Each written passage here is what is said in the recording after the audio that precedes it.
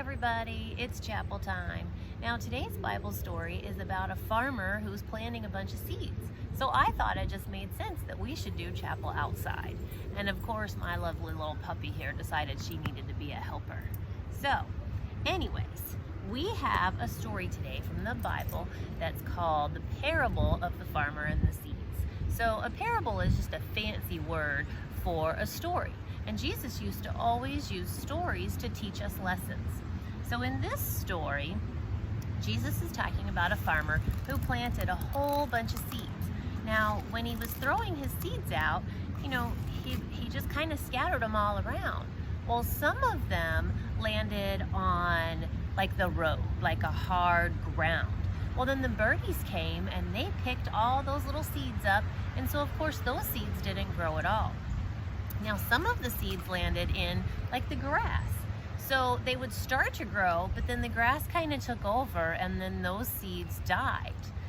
But some of the seeds ended up in a really good soil where they could grow and just become big and produce all kinds of fruits and vegetables.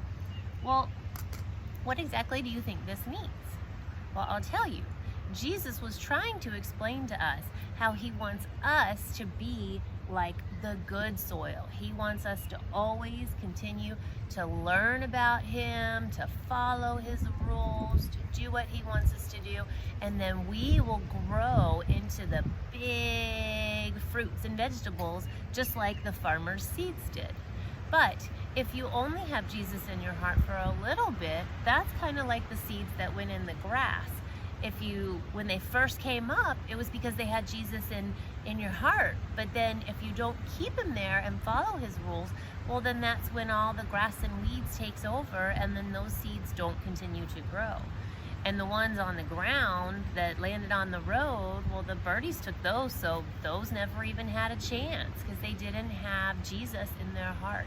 So we definitely want to be like the good soil and continue to learn about God and know everything he has to teach us. Okay? Let's get our chapel hands ready, you guys. Let's say our prayers. Dear God, thank you for today. Thank you for teaching us all about you, and please help us to continue to learn about you and grow in your way each and every day. We love you. Amen. You guys have a great week.